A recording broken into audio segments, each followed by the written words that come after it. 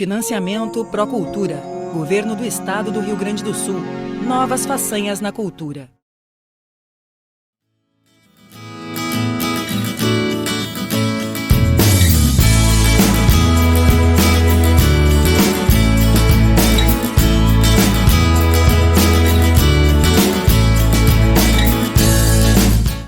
Boa noite, estamos aqui então com mais uma entrevista para o projeto Gravataí, Entre Antes e Gravatás.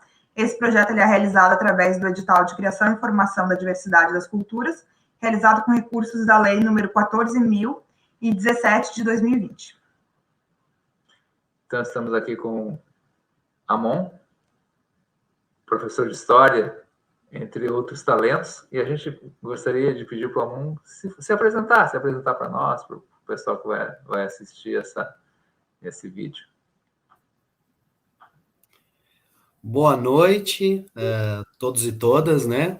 Eu sou o professor Amon Costa, sou professor de História aqui em Gravataí, da Rede Pública Estadual, e também sou militante da Casa dos Açores, lá do estado do Rio Grande do Sul, aqui, nossa Casa dos Açores, em Gravataí, e também em diversos projetos aqui da nossa cidade, trabalhei como produtor cultural, né?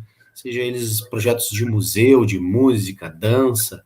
Foram, acho que, 12 anos trabalhando como produtor cultural, e também me aventurei no campo do documentário com o meu colega jornalista, Andrei Fialho. A gente fez um documentário sobre o Rio Gravataí em 2012, um documentário que ganhou vários prêmios e rodou por aí pelo Rio Grande do Sul todo.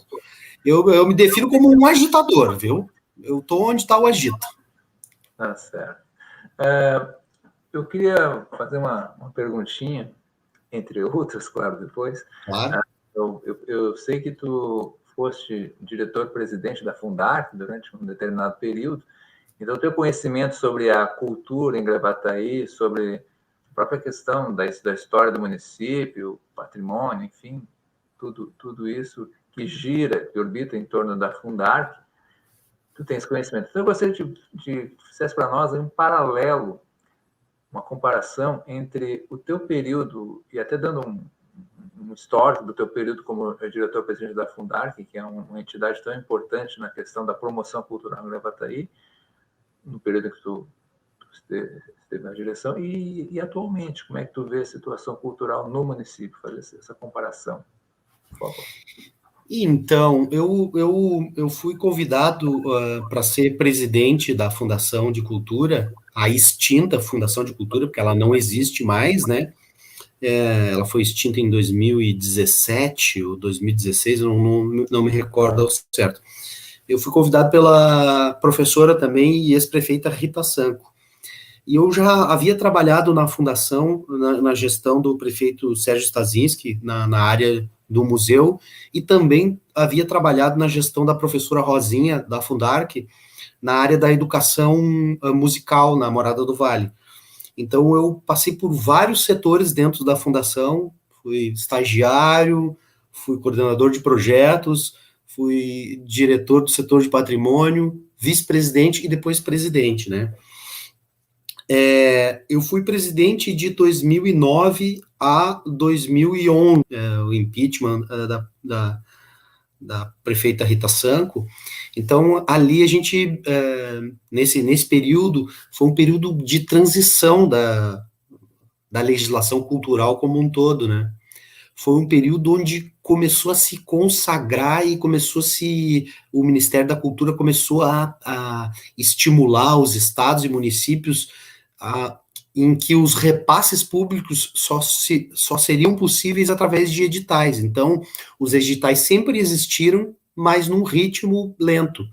Foi de 2007 e começa a chegar nos municípios de 2009, 2010, esse tsunami, essa regra generalizada de editais. Porque a realidade dos municípios brasileiros, dos 5 mil e poucos municípios brasileiros, da cultura era sempre assim, um cachê ali, um recurso aqui, fala com o prefeito, o vereador deu o apoio, a cultura sempre foi muito assistencialista, né? E aqui em Gravataí, a gente vinha nessa transição. Então, a nossa gestão, ela se concentrou nisso, né? Então, a gente criou o Fundo Municipal de Cultura, que possibilitou os editais aqui no município. A gente criou o Conselho Municipal de Cultura, eleito, né? A gente realizou as conferências municipais de cultura para conversar com a cidade, né? Não tirar a política cultural só da cabeça do gestor, do prefeito, né? Horizontalizar a democracia. E, principalmente, a minha gestão foi de construção dos pilares para se produzir e fazer cultura. Então, é aquilo, computadores e uma série de livros para a Biblioteca Pública Municipal, a adaptação da Biblioteca Municipal para receber toda uma literatura em braille, né? Foram diversos investimentos na biblioteca, foi a desapropriação do boteco ali, do quiosque, foi na nossa gestão que a gente desapropriou e foi na nossa gestão que a gente transformou em Centro Cultural das Artes Visuais. A gente tinha uma ideia lindíssima ali, funciona, né? Mas a gente tinha uma ideia de uma praça viva ali, de um quiosque, iríamos fazer o segundo andar do quiosque, mas conseguimos aquele espaço. Foi na minha gestão também, com o apoio da prefeita Rita Santos, que a gente restaurou o museu e reabriu o museu depois de 12 anos fechados. A gente comprou mais de 80 mil reais de instrumentos musicais para a banda municipal. Estávamos em pleno vapor na licitação do teatro, do Cine Teatro Municipal. Então é isso. Para fazer cultura, para fazer projetos, precisa de espaços, de estrutura. Então, era uma gestão que estava pensando na legislação, uma organização de legislação. A gente pensava todos os dias assim, que não era uma política pública cultural só para aquela gestão. Era uma política pública cultural estatal, né? Para pensar 20, 30 anos depois. Toda vez que eu passo ali na frente do quiosque, eu lembro que a luta e a batalha para transformar aquilo num espaço cultural valeu a pena. Então, a gente tinha também o desejo de transformar o parque de eventos lá, o Ireno Michel, em um grande parque cultural, e foi vendido para a Van, né, foi doado, não sei qual foi o processo do parque municipal lá, foi cedido para a Van, não sei. Então era isso, foi uma gestão de reestruturar. As gestões que me antecederam, da Tânia Ferreira, da Rosinha, do Serginho Pires e do Pedro Eltz, que foi o primeiro gestor, foram gestões muito participativas e com o engajamento dos artistas. Então, a Fundarc, ela surge da luta e da manifestação dos artistas, lá em 92, 93. E depois esses mesmos artistas passam a trabalhar junto com a gestão municipal, então houve sempre muito voluntarismo, assim, da classe artística na construção da Fundarc. O meu período foi o de transição. Essa classe artística já não servia mais o voluntarismo, já tinha muita gente profissionalizada, cachês diferenciados, né? Então, precisava dar esse salto de qualidade, né? E quando entra a gestão do MDB, há um esvaziamento dos recursos da cultura, né? Caem bruscamente os recursos da cultura e culmina com o fim da Fundarc, a extinção dela e a junção da cultura com o esporte, né? Política que era condenada pelo Ministério. O Ministério estimulava que o sonho do Ministério da Cultura era que todas as cidades tivessem secretarias da cultura e que todas as cidades investissem 1% do seu orçamento em cultura. Era o sonho. Por quê? Pensa numa cidade como Gravataí, com um orçamento público de R$1 bilhão. 1% seria 10 milhões de reais investido na cultura. Hoje a cidade não investe nem 1,5 milhão. Então, era uma meta. Bom, só não existe mais a Secretaria da Cultura Especial, como também não existe mais o Ministério da Cultura, que foi extinto pelo governo Bolsonaro, né? Eu gosto eu falo nas minhas aulas, né? Mostro uma foto da seleção de vôlei feminina do Irã, em 1977. as mulheres todas de calção curto, cabelos soltos, super para frente, né? E mostram a foto da seleção feminina de vôlei do Irã nos dias de hoje, as mulheres só com o olho de fora. Então, para aquelas pessoas que acham que a história é linear, que ela sempre evolui, não. Às vezes na história, e nas gestões, e no mundo, há, às vezes, brutais retrocessos, né? Eu acredito que a política pública de cultura no município, no estado e no Brasil vivem este retrocesso abismal. Infelizmente.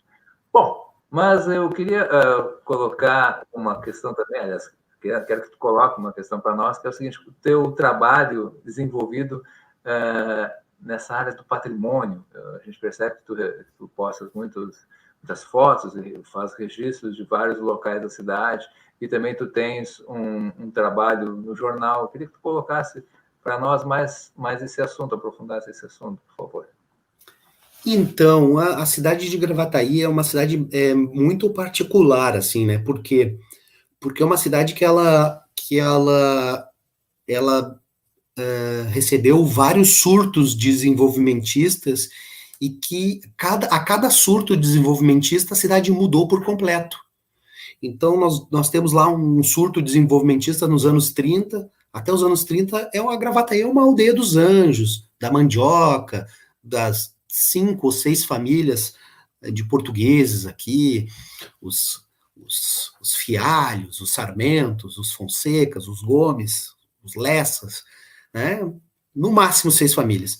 Depois dos anos 30, com a vinda da energia elétrica, com a modernização proposta pelo Loureiro da Silva, e com a Revolução de 30, né, uma nova ordem aí institucional do Brasil, o Gravataí vive um surto desenvolvimentista, né? Canoas se separa, Canoas já tem a sua independência ali, né? Logo nos anos 40. Cachoeirinha só nos anos 60, mas Cachoeirinha também há um processo de distanciamento. Depois, e Gravataí muda. Dos anos 30, 40, Gravataí muda. Carros, estrada, conexão com Porto Alegre. Nos anos 71, 72, a construção da Freeway, que corta a conexão da cidade com o rio, né? A cidade era muito ligada ao rio, né? Era a antiga estrada do século XIX até Porto Alegre, era o rio Gravataí. Então, com a criação do distrito industrial e da Freeway, Gravataí ganha uma nova dinâmica econômica. É após a construção da Freeway e do distrito industrial que Gravataí ganha os grandes bairros populacionais, né? As Moradas do Vale e as Coabs, que eu acho que vocês estão transmitindo aí das Coabs, se eu não me engano. São 2 bairros que juntos somam 150 mil habitantes. A Morada do Vale, durante muito tempo, foi o maior bairro habitacional do Brasil. Isso é um impacto. Tenta imaginar uma cidade com 100 mil habitantes, Gravataí, de 1980, e de um ano para o outro vem morar 80 mil pessoas na cidade. Esgoto, água. Bom, a falta de água lá é crônica até hoje. É esgoto, é água, é escola, é ônibus, é serviços públicos, é poste, é tudo, tudo. Por que eu estou falando isso? Porque a cidade, nos anos 80, também sofre uma grande transformação. E depois com a General Motors, né? Um novo boom expansionista e econômico da cidade. E cada vez que isso acontece, a cidade muda de cara. A cidade muda. A cidade dos anos 80 vira uma cidade de operários, né? De trabalhadores. Muitos professores, muitas escolas abriram, muitos trabalhadores da indústria.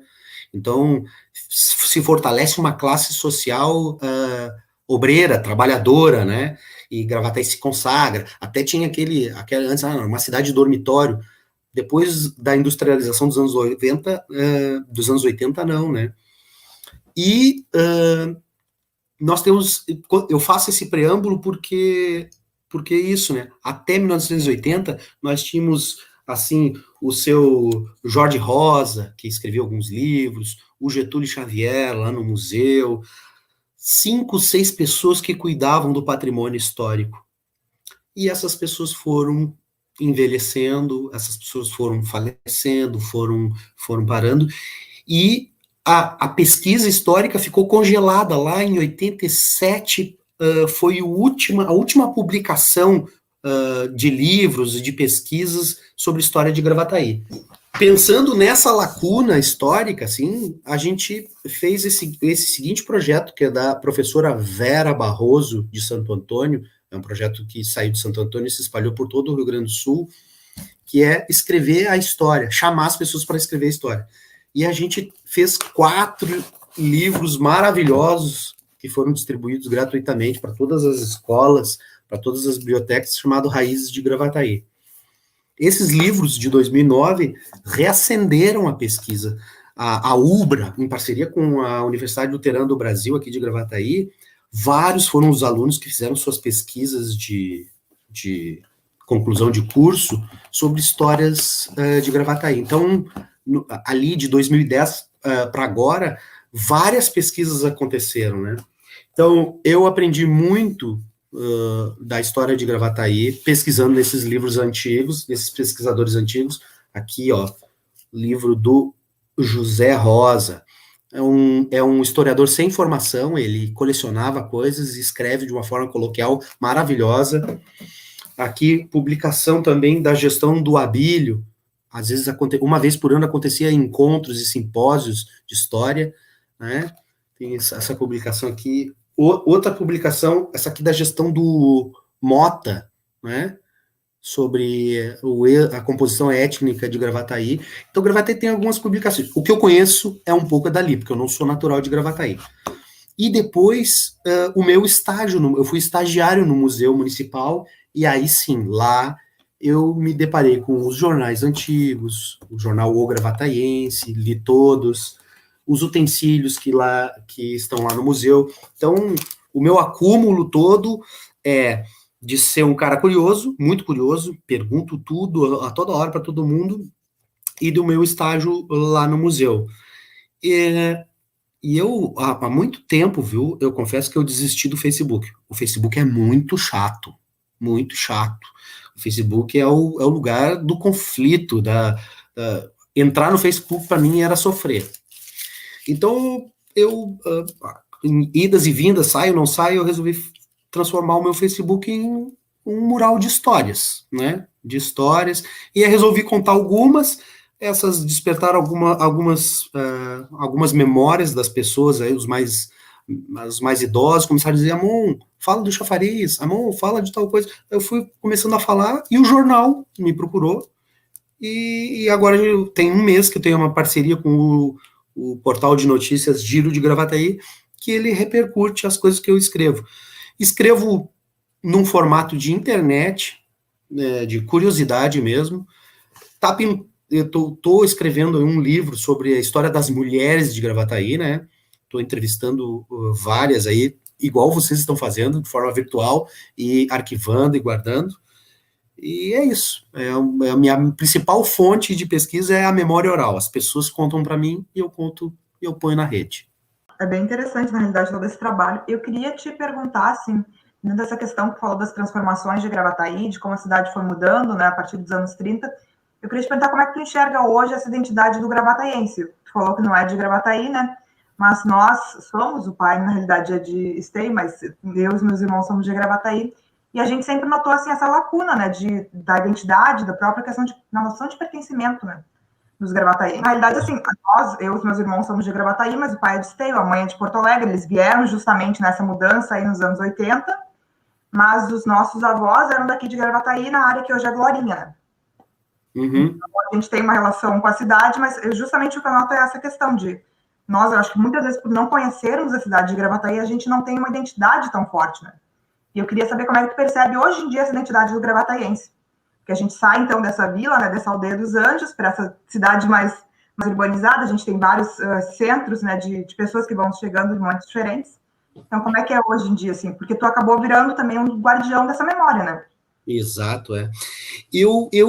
Sabe que eu trabalho na Morada do Vale, já é a segunda vez que eu estou trabalhando na Morada do Vale, e a Morada do Vale é outra cidade, né? É outra cultura, outras pessoas, inclusive eles dizem assim, olha, eu tenho que ir lá no banco, lá em Gravataí. Eles não dizem eu vou no centro da cidade, eu vou lá em Gravataí, como se fosse uma outra cidade. E aí, visitando a Santa Tecla, o Itacolomi e a Morungava, também tem uma outra, as pessoas têm uma outra relação com o espaço geográfico, com a cidade. Vocês aí da São Vicente, o pessoal da Coab, o pessoal do Parque dos Anjos tem uma particularidade. Eu acredito que a Gravataí ela está se transformando nessa cidade clássica de região metropolitana, de essas cidades satélites periféricas de grandes centros urbanos, né? Onde tu encontra de tudo, né? Eu acho que Gravataí vive exatamente uma transição de identidade. Daquela Gravataí bucólica, que as famílias tradicionais aqui do centro, Gravataí era muito boa antigamente, porque, que legal, então, das histórias de provincianismo e tal. Então, essa geração está viva ainda, né? E guarda essa memória do quando a praça foi construída, quando aconteceu o festejo X, quando a casa foi tombada. Então, tem essa memória. Tem essa massa humana que chegou nos anos 80 e 90, que construiu uma relação, e aí eu vejo, é uma cidade muito com característica periférica, das festas populares, né? Agora diminuiu muito, mas Gravataí dos anos 90, dos anos 80, a Dorival de Oliveira, o principal comércio da Dorival de Oliveira era os bailões, as festas populares, né? Com conjuntos de música popular, o Asa Branca, o Cervejão, o Clube 59. Então, Gravataí atraía também muita juventude também nos anos 80 e 90. Então, Gravataí também é conhecida em muitos lugares como a cidade do tradicionalismo, por conta do Aldeia dos Anjos ser 10 vezes campeão do Enarte, né? E é uma das cidades que mais tem CTG no Rio Grande do Sul, é uma das cidades que tem mais piquetes no Rio Grande do Sul, e o rodeio de Gravataí é conhecido no Mercosul todo. Então, Gravataí também tem essa marca do gauchismo e do tradicionalismo. Eu diria que Gravataí é a cidade da diversidade. É uma cidade que ela busca a sua identidade, né? É uma cidade que não tem uma elite... uma elite forte, né? A suposta elite de Gravataí, ela vai buscar suas referências culturais, seu lazer, tal, em Porto Alegre. Então, diferente de Caxias do Sul, de Pelotas, de Rio Grande, Santa Maria, que tem uma elite intelectual e uma elite burguesa, assim, que mais ou menos norteia a identidade cultural, né? Porque as burguesias, elas são hegemônicas nas identidades, às vezes, né? Gravataí não tem essa elite, né? Eu diria que Gravataí é bem popular, bem do povão. Eu percebo que essa questão da identidade cultural de Gravataí, esse aspecto popular, é exatamente porque não se consolidou aqui uma burguesia forte, uma burguesia, de fato, local, né? Municipal. Há uma série de grupos aí que tem uma característica econômica avantajada, mas estão muito ligados a outros interesses que até fora de Gravataí, às vezes até a questão de uso, a burguesia usa como dormitório aqui em alguns aspectos, né? Mas mesmo assim, essa questão de Gravataí me chama a atenção, porque quando eu estava comentando essas questões de Gravataí, eu lembro que eu vim dar aula aqui em 87, e eu comentava com meus colegas que eram de Porto Alegre, porque a maioria dos professores que tinham graduação eram de Porto Alegre, fizeram concurso e vieram trabalhar aqui. A gente comentava que, ao vir de ônibus, né, de ônibus pela faixa, a gente comentava que Gravataí tem 3 coisas, bailão, farmácia e funerária, né? Eram 3 coisas que nos chamavam muito a atenção nas placas, né? Então era essa informação. Agora, eu queria colocar uma coisa que tu falaste na tua apresentação sobre se aventurar a fazer documentários, né? Eu assisti o teu documentário sobre o Rio Gravataí, parabéns, muito, muito bom documentário, muito bonito, me emocionou em alguns momentos, né?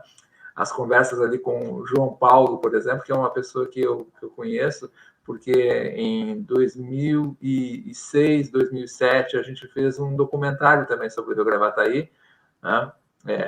Eu, João Paulo, as minhas filhas, a minha esposa e meu filho também participaram, mas é um projeto de família. Fomos várias vezes ao Rio, filmamos, entrevistamos algumas pessoas. Ficou um documentário bem bacana, mas então ver o João Paulo ali me fez lembrar desse período. Inclusive, o nosso documentário ele tinha o mote, que era a reivindicação da barragem, ou seja, nós um documentário justificando e defendendo a construção da barragem. Então, entrevistamos o Paulo Miller colocou algumas ideias de uma barragem, até uma barragem, pode assim dizer, não era fixa, era móvel, porque tu colocava uma barreira inflável ali, depois podia tirar. Então, era uma discussão bem interessante. Até encaminhei para vários deputados, o deputado Daniel Bordion na época, o deputado Mick Breyer, enfim, para várias partes da Secretaria de Educação, enfim, vários órgãos. Então, eu queria que tu abordasse mais como é que foi essa tua produção desse documentário, como é que foi esse seu sentimento, que eu acho que quando a gente trabalha, pelo menos aconteceu comigo, certamente aconteceu contigo, a gente trabalha sobre o Rio Gravataí, a gente sai diferente, né? A gente muda, parece que a nossa visão sobre a cidade, sobre a ecologia muda. Então, para mim, foi uma experiência maravilhosa e eu gostaria de saber a tua opinião sobre, e teu sentimento, a tua experiência nesse assunto aí, do Rio Gravataí. Sim. Então, em 2012, no começo do ano, o meu amigo de infância, o Andrei Fialho, que é jornalista, o Andrei havia viajado para os Estados Unidos com a equipe de robótica do Heitor, né? A gurizada do Heitor ali, que tem aquela equipe de robótica, ele tinha ido para filmar, para documentar, ser o jornalista das competições lá. E lá nos Estados Unidos ele comprou uns equipamentos de filmagem, tripé, câmera, luz e tal, e voltou dos Estados Unidos e disse, amor, vamos fazer um filme. Eu falei, cara, que fazer filme, meu? Vamos fazer um filme, vamos fazer um documentário. E foi bem assim, a gente não tinha um assunto, vamos fazer um filme? Tá, vamos fazer um filme. E aí, sobre o quê? No dia que a gente estava discutindo sobre o que fazer, o rio transbordou lá no Caça-Pesca. E aí ele disse, já viu o rio transbordando lá? Eu falei, cara, eu sei que transborda, eu conheço o Caça-Pesca, mas nunca vi. Aí eu vi, fomos num dia em que o bairro estava totalmente alagado, né? E aí, vamos falar sobre as águas, vamos falar sobre o rio. E começou assim, eu e ele desempregado, sem dinheiro para botar gasolina no carro, começamos a filmar todos os dias de tarde. A minha mãe emprestava o carro, botava uma gasolina para nós e a gente ia para a beira do rio lá conversar com as pessoas, sem roteiro, sem nada. O roteiro nasceu depois. E aí a gente começou, ele com aquela visão jornalística, de querer o fato, de querer os números, e eu querendo saber as histórias, né? Um enredo, a alegoria, a poesia por trás daquela história. Foi uma parceria muito legal. A gente brigou pra caramba. Agora eu entendo por que os filmes sempre têm um diretor. Porque com dois, os votos ficam meio a meio. Eu acho que tem que colocar, eu acho que não tem que colocar. Mas foi muito interessante, porque o filme tem uma pegada jornalística, como se fosse uma reportagem, e o filme tem uma pegada histórica também, de mais emotiva, assim, e tal. E a gente começou a filmar e falar e conversar. Quando a gente tinha 10 ou 15 entrevistas, a gente sentou e fez o roteiro, né? Então, queremos contar essa história. Vamos tentar interferir o menos possível no documentário, né? A gente tem as nossas opiniões sobre o Rio, mas vamos tentar fazer um documentário, né, de narrativas. Vamos jogar as narrativas. O público tira as suas conclusões, né? E foi assim, e aí nos debruçamos, com 2 meses de entrevista, começamos a estudar, ler as pesquisas, os índices, da Corsã, do cientista da Corsã, do análises químicas da Corsã, aos tipos de peixe. Então a gente se tornou, eu e o Andrei, especialista em Rio Gravataí, de saber a vazão, de saber como é que planta o arroz, como é que não planta, por que poluiu, por que não poluiu, onde está poluído, onde, os projetos de barragem, os que são contra a barragem, os que são a favor da barragem, os que são a favor de... então, tudo. A gente sabe tudo sobre o rio. E E começou a fazer, e começou precisamos divulgar, André, precisamos divulgar, porque a gente tinha esse objetivo cultural, mas também queria ganhar dinheiro, queria se financiar para fazer a cultura, né? E aí antes do filme estar pronto, antes de ter a metade do filme, montamos um videoclipe, um trailer, como se o filme tivesse pronto. E aí jogamos nas redes sociais, e aí os patrocínios começaram a aparecer, as pessoas disseram, eu quero patrocinar, e foi muito legal, porque a gente recebeu os patrocínios que sustentaram o filme durante 6 meses, nos sustentaram a gente editando 1000 DVDs e distribuindo os DVDs gratuitamente, e depois fomos premiados pelo Fundo de Amparo à Cultura. Em primeiro lugar, a gente recebeu um prêmio para o filme fazer uma turnê por todo o estado, e a gente comprou uns equipamentos de cinema, chegava nas praças das cidades, montava e exibia o filme.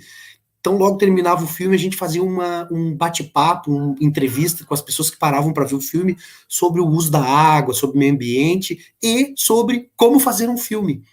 Então, era muito legal, porque a gente fez o filme. Tem muita gente que faz seu documentário, se inscreve no festival e gaveta no filme. A gente foi militante do filme, a gente pegava o filme debaixo do braço, levava nos lugares e tal. Então, a gente ganhou prêmio, a gente conseguiu se sustentar aí 2 anos com o filme, né, um dinheirinho legal, com os DVDs, palestra, fomos contratados para dar palestras em alguns lugares, fomos em diversas escolas. O filme teve mais de 100 mil espectadores, é um dos filmes ambientais do Rio Grande do Sul mais vistos do Rio Grande do Sul. E aí também o nosso auge, assim, não foi o nosso ponto alto, foi a TVE, né, a TV pública do estado do Rio Grande do Sul, selecionou o nosso filme para exibir em TV aberta e comentar o filme depois. Foi muito legal. Houve também algumas coincidências, porque ao mesmo tempo que o filme estava saindo e se proliferando por todas as escolas, a gente foi em todas as escolas, né, de Gravataí. A Associação de Preservação da Natureza do Rio Gravataí estava ganhando um edital da Petrobras e construindo um barco-escola. Então, ao mesmo tempo que o filme se consolidou, foi lançado o projeto Barco Escola de turismo ambiental, que é um projeto sensacional, lá com o Sérgio Cardoso, Paulo Miller e outras pessoas da APNVG. Inclusive, muita gente achava que o barco era coisa nossa, e muita gente achava que o filme era da APNVG. Houve uma simbiose bem interessante. A Associação de Preservação da Natureza do Vale do Gravataí já tinha feito 3 documentários. A gente falou coisas que já haviam sido ditas, né? Mas a gente conseguiu falar amplificar aquilo que já foi dito para muita gente. A gente tem orgulho de dizer que apresentou o Rio Gravataí para toda uma nova geração da cidade, né? Para toda uma nova geração, assim. Olha, é difícil encontrar alguém aqui em Gravataí que não tenha visto o filme, porque depois sobrou um dinheiro, a gente mandou fazer mais 1000 DVDs e entregou mais 1000 DVDs. Então tem DVD à beça, tá no YouTube de graça, passou na TVE, depois repetiu na TVE. Foi uma experiência mágica, viu? Mágica mesmo, porque eu já tinha feito o livro, já tinha mais, assim como agente artístico, foi a minha primeira intervenção forte, assim. Eu sempre fui o do bastidor, eu sempre fui o do montagem do palco, da estrutura, eu sempre fui da produção, eu nunca fui o artista, então era a primeira vez que eu estava sendo o artista. Bom, eu ia dizer que é uma experiência incrível, adorei a história, porque na realidade eu não conhecia, né? E eu queria te perguntar, esse projeto do Barco Escola, ele ainda acontece? Eu sei que não. Acontece. É um catamarã sensacional que leva 60 pessoas, tem um custo, né? Tem um custo aí, acho que é R$600 a viagem, mas diluído ali, fica bem legal. Vai até ele consegue navegar com 40, 50 centímetros de água, então ele consegue ir longe, quase chegar no banhado, e vai um biólogo falando da fauna e da flora do rio. É sensacional o passeio. O Rio Gravataí, o filme, ele marcou muito bem aquilo, né? O rio antes da cidade Ele é espetacular, ele é igual às imagens. Se eu te mostrar uma imagem do Pantanal e do Rio Gravataí, tu não saberá distinguir de tão bonito que é o Rio Gravataí. Quando ele chega na cidade, ele vira um esgoto. Então nós temos 2 rios e a população só conhece o esgoto. Quem é que conhece a parte bonita? Os pescadores, caçadores, as pessoas ligadas ao meio ambiente, né? Porque aí volta aquela freeway, né? A freeway cortou o nosso acesso ao rio. O único bairro que se conecta no rio é o Parque dos Anjos. E agora tem lá uma praça bem bonita, lá do lado do Caça e Pesca, que é uma boa ideia. Mas eu queria colocar uma outra questão também para ti, que seria o seguinte. Como é que qual a tua perspectiva, o que tu percebes na questão da história, da pesquisa histórica, do patrimônio? Tu tens uma ideia, uma projeção para onde é que nós estamos indo nesse aspecto? Porque uma das preocupações do nosso projeto é essa questão da história, do patrimônio, e, claro, fazer uma intervenção ou possibilitar o acesso de alunos também a uma série de informações, tanto é que um dos objetivos, talvez o principal objetivo do nosso projeto é a publicação de um material gráfico, e eu queria saber qual a tua opinião sobre para onde vai essa questão da pesquisa histórica, essa questão do patrimônio histórico, porque tivemos, há pouco tempo, experiências bem desagradáveis quanto a isso. Eu lembro que nós tínhamos, há pouco tempo, uma peça que, na frente do museu, né, ficava na parte de fora do museu, uma peça que é um coletor de cana, uma coisa antiga e que remonta a toda uma questão econômica da produção de cana-de-açúcar, produção de cachaça, que existia na nossa cidade e ainda existe, né? Tiraram dali, né? Outra coisa também que as pessoas, e que eu concordo com essas pessoas, foi um absurdo a questão da retirada da rodoviária. Foi uma coisa feita do dia para a noite. As pessoas que estavam ali moram ali por perto, que frequentam ali, ficaram impressionados que um dia de tarde passaram ali, no outro dia de manhã já não tinha mais rodoviária. Quer dizer, então as coisas elas estão sendo modificadas na cidade, destruídas, muitas coisas que estão ligadas à memória da população estão sendo destruídas da noite para o dia. As calçadas, né? É um exemplo muito, muito, muito bem lembrado. As calçadas, quer dizer, várias calçadas do centro de Gravataí com aquela pedra portuguesa, aquela pedra colorida muito bonita, aquela pedra personal, a estruturação dela, estão sendo retiradas. Tudo está sendo padronizado, aquela calçada de cimento, né? Uma coisa assim terrível, na minha opinião, porque a riqueza que era o colorido e a arte daquelas pedras foi simplesmente retirado dali, né? Então, se eu tenho essa opinião sobre isso, eu gostaria de saber a tua opinião. Para onde é que vai essa questão do patrimônio histórico de Gravataí? Então, vamos lá. Existe um patrimônio material e o imaterial, né? O patrimônio material, esse que tu falou, que está ligado aos prédios, à calçada, ao engenho ali, ao alambique que tinha ali, a tafona que tinha ali na frente do museu, ele é o mais agredido, né? Por que ele é o mais agredido? Porque dentro da nossa, da mentalidade, assim, do leigo, da pessoa que não estuda história, ou que não se importa com a história, o moderno sempre é melhor, né? Vamos lá.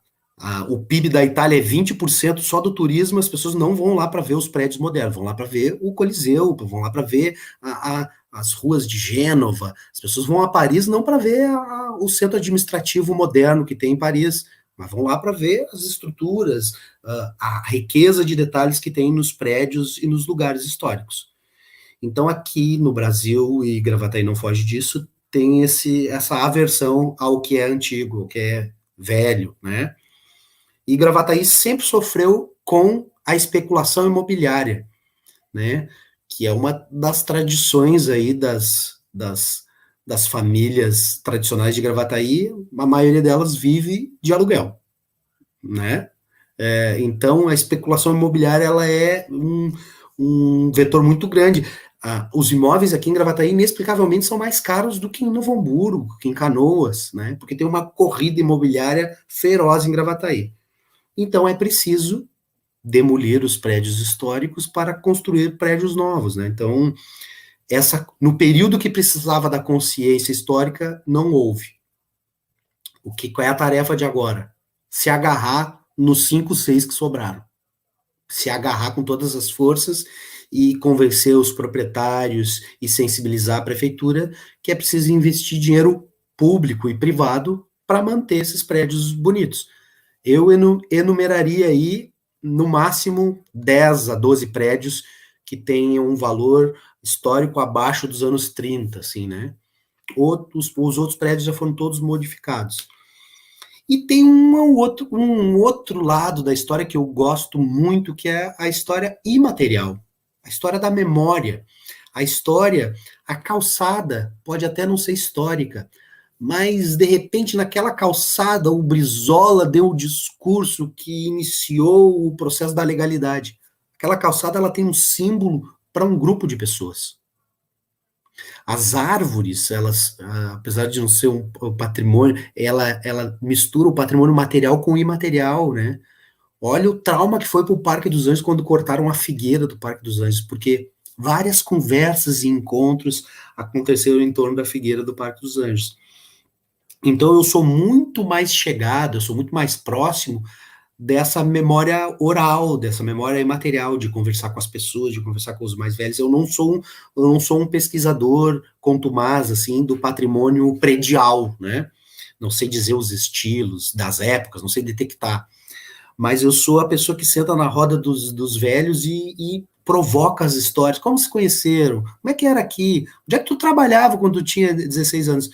Então, essas provocações fazem com que eu tenha um acúmulo de histórias para contar e para escrever, diferente das outras pessoas. Tenho muita história, porque eu provoco essas histórias.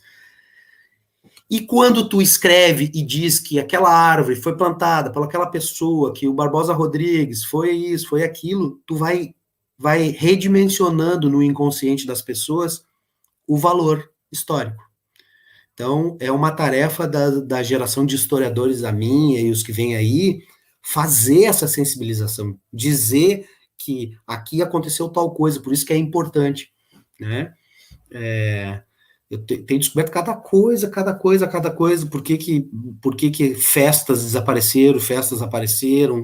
Então, agora estou me debruçando os nomes de rua da cidade, as trocas de nome de rua por motivos políticos, por interesses políticos, né? O surgimento dos bairros. Então isso, eu vejo que precisa uma sinergia entre... Não adianta só o poder público querer preservar. Se o proprietário não se empenhar em preservar, não foram uma nem duas vezes que, ao tentar proteger um patrimônio, nós lá na gestão da prefeitura, o proprietário ia lá e misteriosamente a casa era incendiada ou demolida do dia para a noite, né? A rodoviária, por exemplo. Por que a rodoviária foi demolida do dia para a noite? Porque também a gente pecou em não escrever, em não enaltecer, em não ter o livro, e não ter a memória fotográfica. Se tivesse esse valor imaterial, dificilmente teria sido demolida, né? Tu falaste das calçadas, eu acho as calçadas portuguesas lindíssimas, mas também tem um problema, os proprietários não preservavam, as calçadas eram esburacadas, eram disformes, não tinha manutenção, porque também o poder público não fiscalizava. Então tem uma sinergia de o poder público não quer, os proprietários não querem, e um conjunto de historiadores que também, né, agora, eu vejo que agora tem muito trabalho falando sobre Gravataí, mas lá nos anos 90, nos anos 80, eram poucos. Eu acho que a internet, as redes sociais vieram para dinamizar isso aí, né? Uma dificuldade, por exemplo, fazer com que as famílias disponibilizem as fotos, né, antigas, né, dos seus parentes, dos seus momentos íntimos, de festas e tal, para a gente poder remontar essa história, né? Eu tenho feito uma coleção lá no meu Instagram e no Facebook do antes e depois. Eu vasculho algumas fotos já publicizadas na internet antigas e tento ir no mesmo lugar ou no mesmo formato e tirar uma foto. Tem dado bastante repercussão, porque eu mexo com a memória dos mais velhos, que lembram como é que era, e mexo com o imaginário dos mais novos, que diz, poxa, a vida era assim antigamente, olha que transformação. Eu sou otimista, viu? Eu acho que tem um novo momento aí de sensibilidade, mas precisa essa força de historiadores, poder público e poder privado. Se não tem essa sinergia, só o poder público não consegue, só o poder privado não consegue, e só nós, os pesquisadores e historiadores, também não conseguimos. Eu queria te perguntar agora, né, você falou sobre essa questão mesmo da pesquisa, né, desses espaços, tu falou que está atualmente com a Casa dos Açores, né, trabalhando com a Casa dos Açores. E eu queria saber como é que está sendo essa experiência, como é que está sendo o trabalho feito ali dentro, né, porque esse também é um lugar relativamente recente aqui de Gravataí, que tem essa questão, esse projeto, né, aparentemente voltado um pouco mais para essa questão também da preservação desse patrimônio, né, e da história da cidade. Então, eu queria que nos contasse um pouco sobre isso. Ali o casarão, ele é conhecido como o Casarão dos Fonsecas, né? Ali houve uma permuta, ali tem uma história complexa, viu? O casarão, durante muito tempo, foi alugado para a prefeitura, e a prefeitura devolveu para os proprietários. E o casarão estava depreciado, a prefeitura não fez a manutenção do prédio. O prédio de 1877, uma década antes da abolição da escravatura no Brasil. E aí a família resolveu se desfazer do prédio e construir, sei lá, fazer um empreendimento imobiliário, né? Os artistas, poetas e a Fundarc da época abraçaram o prédio lá, fizeram um acampamento num dia lá, dizendo, não, esse prédio é importante, precisa ser restaurado e tal. E a prefeitura encampou essa ideia e fez o seguinte acordo com os herdeiros ali, né? Que eles cediam o prédio para a prefeitura e a prefeitura retribuía em área construtiva para eles maior, né? Nos terrenos que eles tinham em volta. Então, num terreno que tu poderia construir 3 andares ali, pelo plano diretor, a prefeitura liberava tu fazer 8 andares. Então, o teu terreno que valia 300 mil passou a valer 1 milhão. A família aceitou, beleza. Não, tá um bom acordo. Damos o casarão do estado que tá para a prefeitura e a prefeitura deixa a gente construir prédios grandes, né?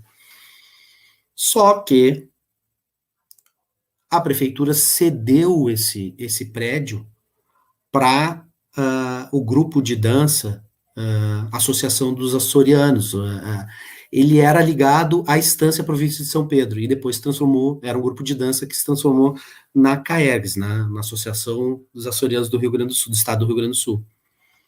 E esse grupo de dança foi na URGS, falou com especialistas, e começou eles, os bailarinos, com as próprias mãos a lixar as madeiras, fazer o cimento, contrataram um especialista em madeira, restauraram o aderame, foram nas casas do interior de Santo Antônio e conseguiram trocar telhas usadas por telhas, levaram telhas novas para os moradores e pegaram as telhas velhas para encaixar lá. Foi feito um trabalho minucioso de restauro por dentro e a casa ficou do estado, uma casa abandonada que ia cair a aquele prédio histórico que todo mundo conhece ali, né? Quando o prédio fica pronto, a gestão do patrimônio do município e o patrimônio estadual diz assim, este prédio precisa ser tombado, porque ele é lindo, porque ele é histórico, e ali no entorno, era a sede da fazenda, né, e era o lugar onde acampavam os tropeiros que levavam as tropas para o centro do país. Gravataí era um lugar de acampamento desses tropeiros no século XIX, e essa fazenda desse Casarão dos Fonsecas era o lugar da ferraria, onde tinha os ferreiros que cuidavam dos cavalos, né?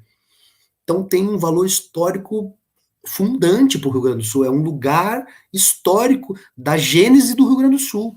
O casarão é lindíssimo, e vamos tombar. Quando o casarão é tombado, muda toda a legislação do entorno dele. E a família daí não pode mais construir os prédios de 8 andares. Então, há uma disputa interminável de versões e a família se sente subtraída, né? O casarão foi nos tirado e tal, né? Mas é isso. Antes não tínhamos um patrimônio histórico e o restauro e o esforço dos bailarinos do grupo fizeram nascer um diamante histórico na cidade, né? Essa é a força da preservação do patrimônio. Imagina se a gente pegasse prédios que estão mais ou menos ofuscados e readaptasse eles, nasceriam aí uns 6 ou 7 pontos turísticos bem interessantes em Gravataí. E, então eu estou ali, eu participo ali do núcleo de história e de parceria, né? A gente tem uma biblioteca bem grande ali, desenvolve palestras, cursos, debates. É um trabalho voluntário, todos ali são trabalhos voluntários. É uma associação cultural como qualquer outra, como um CTG, como uma escola de samba. São os próprios sócios que mantêm a associação. Não recebemos verba pública de prefeitura, de governo do estado, nenhuma. A gente faz, antes da pandemia, fazia bingo, festa, ação entre amigos, para manter o patrimônio ali. Então, é um trabalho bem interessante, que envolve dança, arte, literatura, preservação do patrimônio histórico e tudo mais. Eu me identifico bastante ali com a... E trabalha isso, essa conexão entre os Açores, a comunidade açoriana, e o Rio Grande do Sul, né? É como se fosse...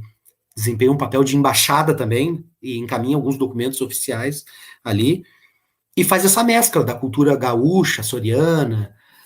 Tem um núcleo de estudos ali muito legal, com a galera de Mostardas e do litoral do Rio Grande do Sul, do afro-açoriano, né? Essa mistura que aconteceu no litoral ali, de cidreira para baixo, em que o açoriano mesclou sua cultura com os africanos aqui, né? Então é isso. Esse é o meu trabalho ali na Casa dos Açores. Eu queria voltar ao ponto anterior, Ramon, que me chamou a atenção quando tu disseste que nesse processo aí de esquecimento, né, esse próprio esquecimento de outras administrações, a gente fez uma pesquisa interessante aqui, estamos fazendo, na verdade, estamos desenvolvendo ainda o projeto, então, estamos visitando alguns locais, e um dos locais que a gente vai colocar na nossa publicação é o Parcão, né? O Parcão é uma coisa curiosa, nós fomos lá fotografar, encontramos uma linda placa da reforma do Parcão feita na administração do ex-prefeito Marco Alba. Entretanto, não consegui, eu procurei, confesso que eu procurei, mas não consegui achar nenhuma placa em que ano e em que administração foi feito o Parcão. Porque Retirar a placa. Retirar a placa. Pois é, me lembra um pouco, guardando as proporções, claro, né? Me lembra um pouco o stalinismo, quando as pessoas acusavam o governo de tentar recriar o passado. Na verdade, tu manipula fotos, manipula imagens, retira placas. O Trotsky foi apagado das fotos em laboratório pelos cientistas do Stalin, foi apagado em todas as fotos da Revolução. O nome dele foi apagado de todos os documentos, o Trotsky. Foi um processo sofisticado. Aqui em Gravataí, eu acho que a coisa está sendo utilizada muito mais o pé de cabra para arrancar a placa. Mas, enfim, é uma coisa... Eu vou compartilhar. A minha memória do Parcão era o lugar do circo, né, da cidade, né? Sim, eu fui lá no centro da cidade. Então, era o lugar onde ficava o circo. E era um lixão, e eles largavam aqueles depósitos de terra e nós fazíamos circuito de bicicross, de cross de bicicleta, armávamos rampas e tal. Muito eu brinquei no Parcão, mas era bem perigoso. Tinha ali os usuários de droga, né, e tal. E tinha uma placa gigantesca aqui, a futura sede da Câmara Municipal de Vereadores.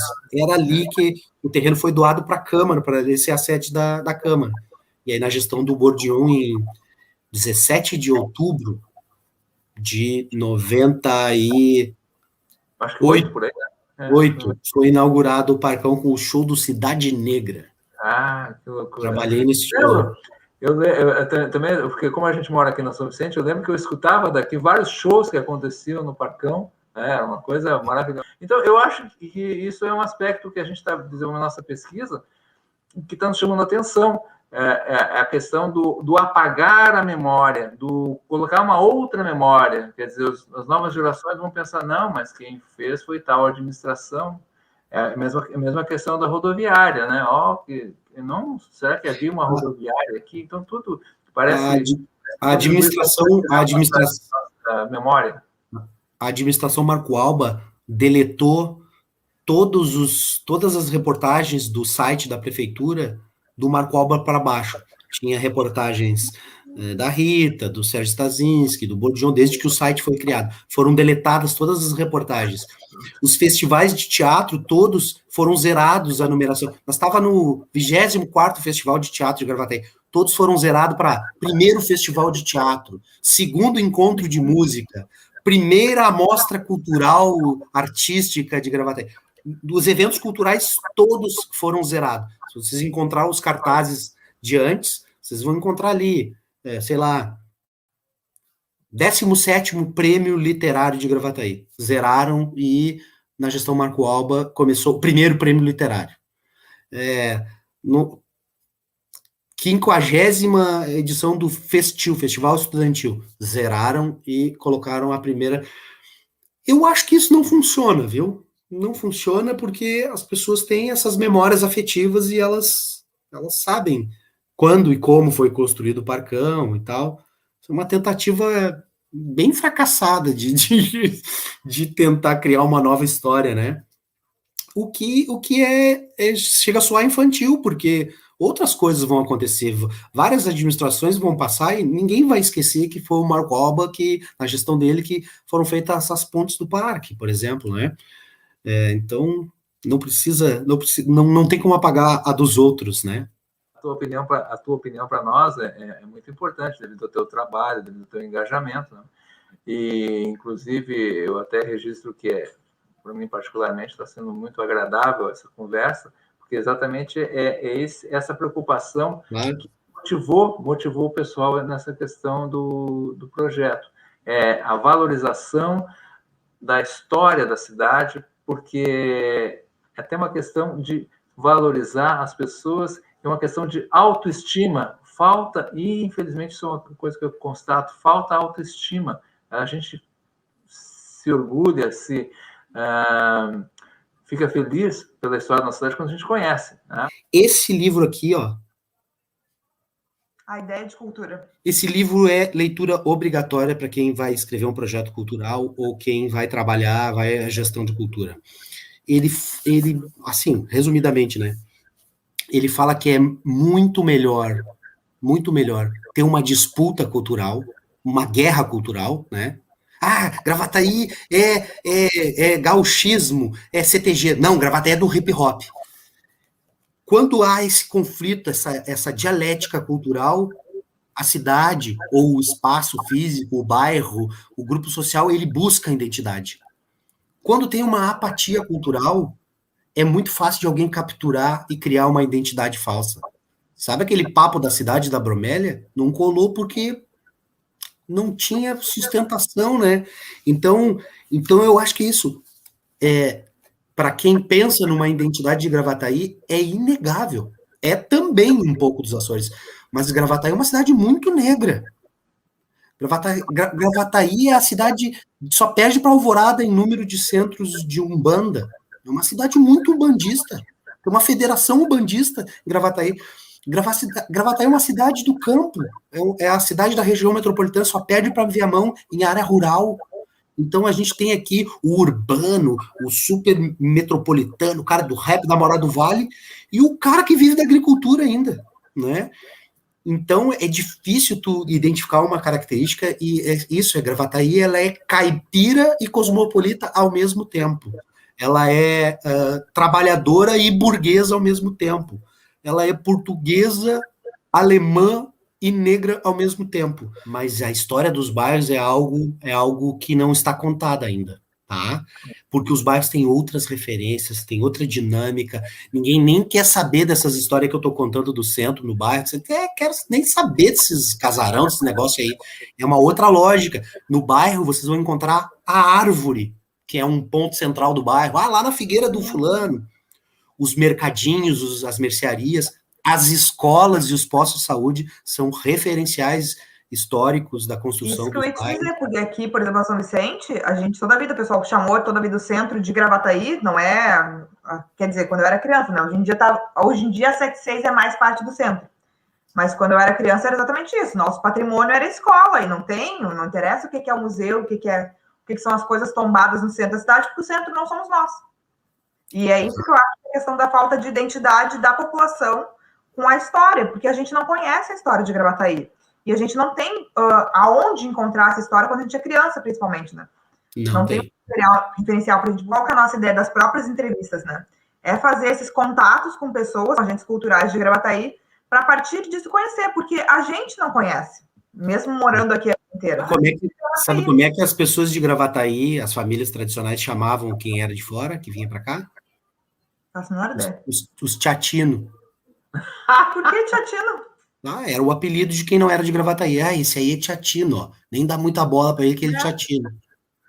Mas é por isso que eu te disse assim, porque para nós é interessante ver essas questões mesmo que tu trouxe dos diferentes povoamentos de Gravataí, de como isso modificou a identidade das pessoas, porque a gente é fruto é um reflexo disso, né? Desses diferentes povoamentos. E é o que eu te disse assim, bom, a gente tem uma avó que era daqui, um avô que era daqui, mas a gente não conhece as histórias daqui, porque eles eram de Glorinha, então é outra... hoje em dia não é mais Gravataí, né? Mas era outra Gravataí, então... Outro universo. São muitas identidades diferentes. Eu achei bem interessante essa perspectiva que tu trouxe sobre a questão da Gravataí negra, a Gravataí dos bairros, né? Porque é o que a gente sempre vivenciou muito, né? Mas eu queria te perguntar, assim, já que a gente está falando sobre essa questão de Gravataí, né, desses espaços culturais também da cidade, a gente estou fazendo essa pergunta, assim, para a maioria das pessoas, até porque o nosso projeto é um reflexo disso, né? Eu sou museóloga, minha irmã é artista visual, a gente não tinha área, não encontrava área também para atuar dentro do município, e essa lei da Aldir Blanc nos ajudou, né? Porque foi isso que possibilitou a gente fazer os projetos. Então, a gente, desde o lançamento da Aldir Blanc, participamos de exposição, montamos projetos, lançamos livro infantil, agora estamos com esse projeto de Gravataí entre Anjos e Gravatás. E eu queria saber para ti, assim, quais os reflexos, né, e as novas perspectivas que tu vê dentro dessa questão da preservação, né, dos espaços culturais e de memória da cidade. E porque com essa lei, né, eu notei que a gente descobriu muitos lugares, muitos artistas, muitos coletivos que eu não conhecia, e claro, pode ser por ignorância minha mesmo, mas eu acho que se expandiu também, né? A gente já conheceu uma nova Gravataí com novas possibilidades, né? E eu queria ver quais as perspectivas que tu enxerga a partir disso, assim, né? Tá. Então, eu trabalhei, eu conheço os dois lados da moeda, né? A parte de ser gestor cultural e os dilemas de ser gestor cultural, quando tu não tem verba, quando às vezes não tem, tu quer fazer coisas que não tem a política que diz que se faz ou não, né? Então, é a arte da mediação, né? Ser gestor. Tive que dizer vários nãos, tive que dizer não para um apoio de R$600 para um encontro de hip hop e no dia seguinte assinar cheque de R$100 mil para o rodeio. Certo? Bom, é o jogo político, a gente tenta mudá-lo, né? Mas precisa de acúmulo de força política para mudar. E também já tive do outro lado, a parte do produtor, isso, de estar fazendo os projetos, da dificuldade, de ver o transporte, o folder, onde põe o gerador, quem puxa o cabo, quem cuida da portaria, já fui esses dois lados, né? E eu acho que o grande lance, assim, eu sou muito militante do associativismo, né?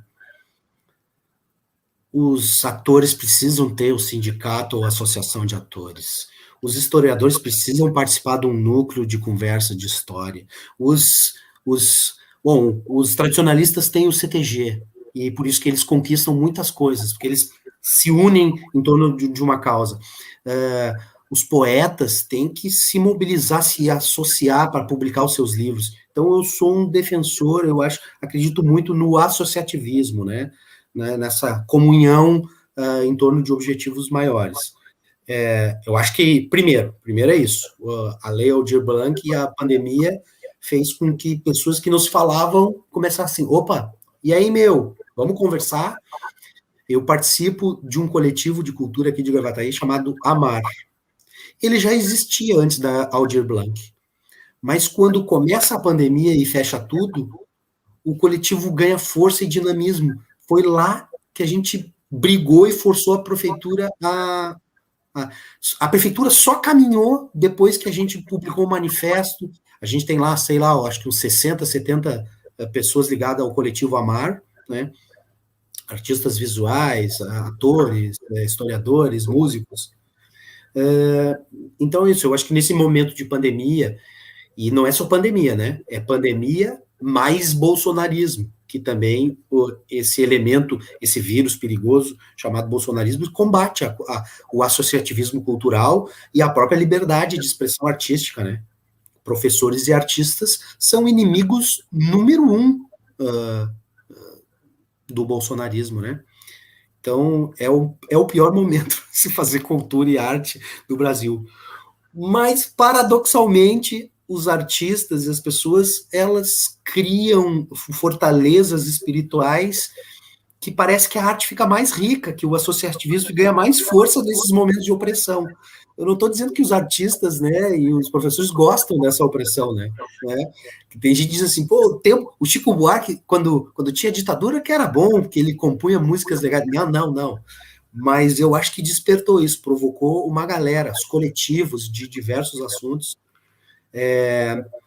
Então, eu acredito muito nisso, né, no associativismo, e eu acho que o poder público é importantíssimo, mas ele não é mais fundamental. A gente consegue fazer sem.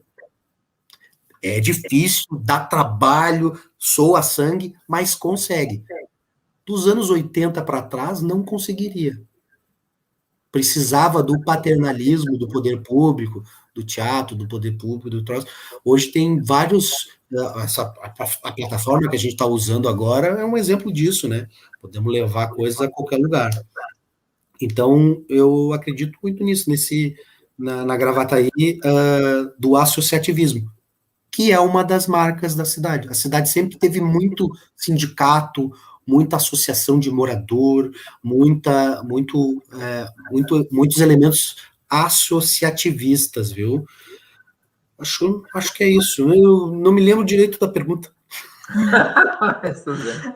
era sobre essa questão das perspectivas futuras, mas eu concordo contigo, é uma questão de também a gente, como é que eu posso dizer, se unir e criar novas oportunidades também, né? E movimentar, porque, como tu falou, né? A gente tem novos guardiões, né, sobre a história de Gravataí, mas a gente precisa sempre que novos vão sendo gerados e que tragam novas histórias de Gravataí, para que a gente tenha uma pluralidade e que as pessoas se sintam identificadas com a cidade, né? Sim, não, é isso aí. Eu sou um otimista, viu? Eu sou um eterno otimista. Eu acho que tem bastante coisa interessante acontecendo. Falta um pouco de conexão, assim, entre essas coisas que estão acontecendo. Falta a galera do hip hop olhar para a galera da literatura e da poesia dizendo, olha, opa, tamo junto. A galera lá do skate, da bike, do basquetebol, dizendo, opa, a gente consome música do rap, ou vamos olhar para o rap também. A galera do patrimônio histórico conversar com os escritórios de arquitetura. Falta essa conexão, assim, fina, né?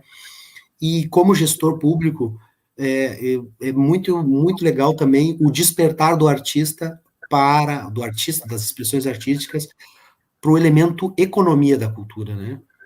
Nós não temos a dimensão de quanto o nosso setor movimenta a economia. Vamos lá, o agronegócio.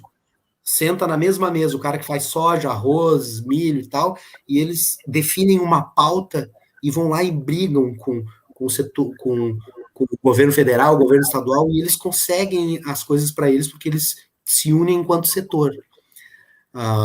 Os evangélicos vão lá, as diferentes denominações evangélicas sentam junto e dizem, a pauta nossa é o perdão da dívida das igrejas.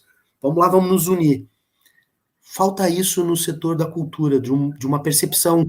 O cara do bailão lá, que vende cerveja, o cara que é garçom no bailão, ele não se considera do setor cultural.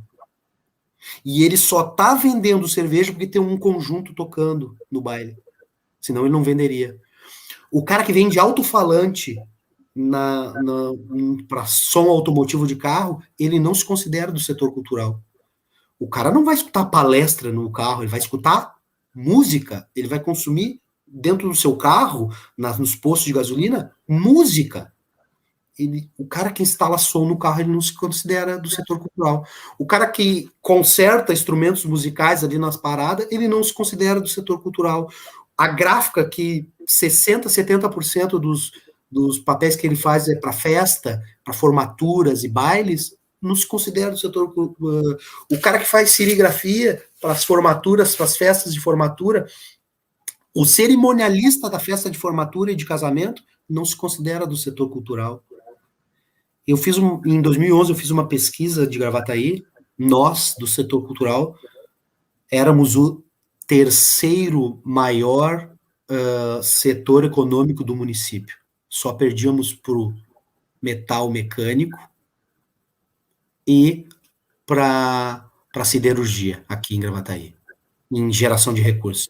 O que eu calculei? A quantidade de livros vendidos, a quantidade de festas, a quantidade de CTGs, de escolas de samba, de escolas de dança, a quantidade de elementos envolvendo a cultura que gerava recurso, né?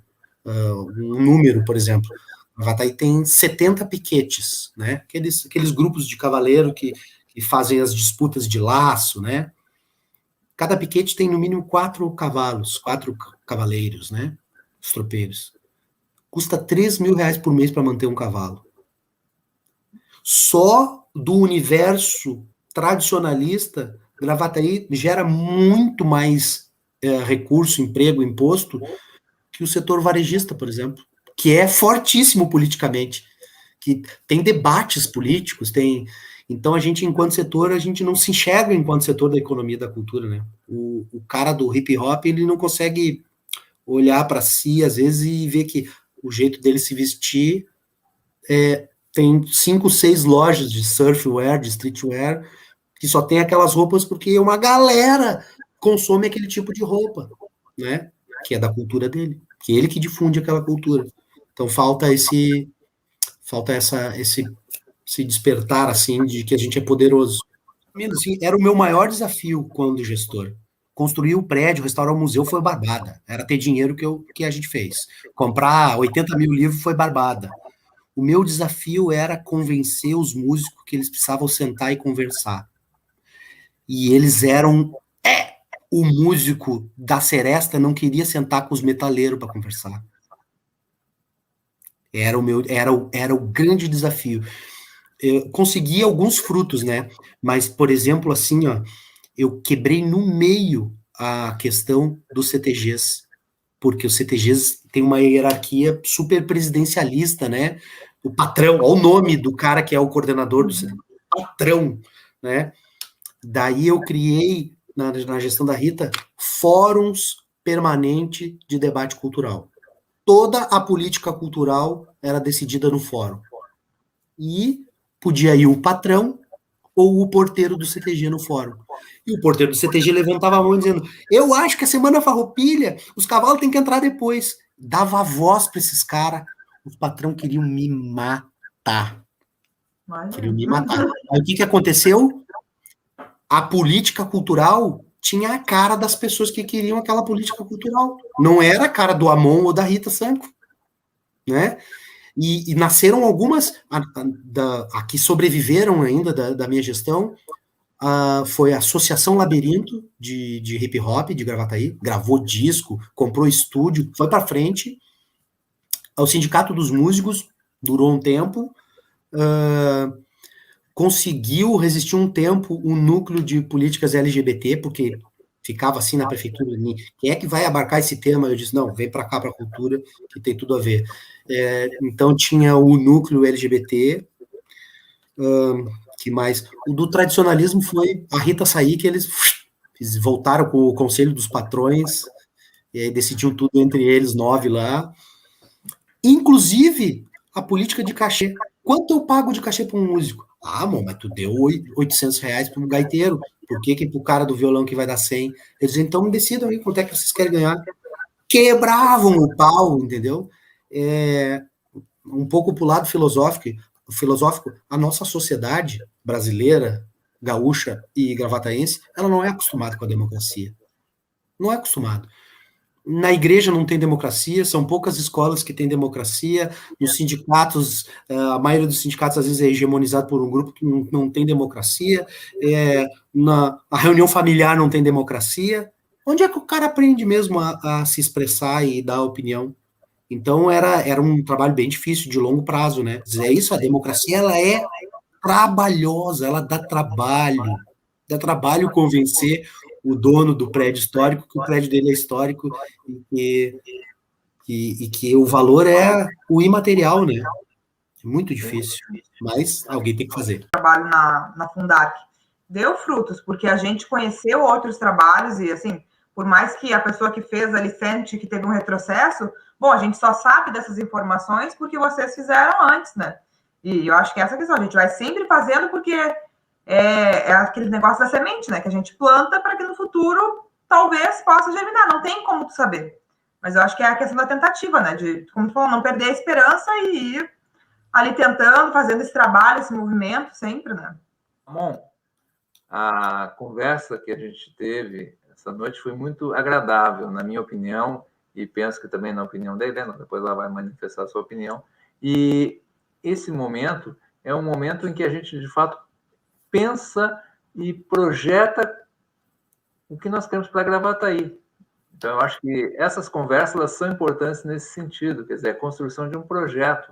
E esse projeto ele sempre está em construção. E foi maravilhosa a nossa conversa aqui, exatamente porque contribui muito para uma série de informações aqui para o nosso projeto, que é um projeto que é nosso, mas também ele visa ser de toda a cidade. Né? Muito obrigado. E, Helena, quer falar alguma coisa? Quero dizer que eu não sou só um rostinho bonito. Não, quero agradecer pela tua participação, pela tua disponibilidade, pelas informações que nos trouxe. São informações riquíssimas, né? De uma pessoa que estuda aí a história de Gravataí, que realmente está ali fuçando nos arquivos, né? Um ratinho de biblioteca, digamos assim. E isso é incrível para nós, né? Toda essa fonte de conhecimento e de experiência no município, né? Então, te agradecer pela disponibilidade, pelo auxílio, por tudo, assim, né? Obrigado. Tomara não, tenho certeza que o projeto de vocês vai frutificar e um ajuda o outro, né? Com certeza vocês vão descobrir coisas que vão chegar até mim aí, vou utilizar. Tá às ordens. Falou, gurizada, valeu. Obrigada, Mon.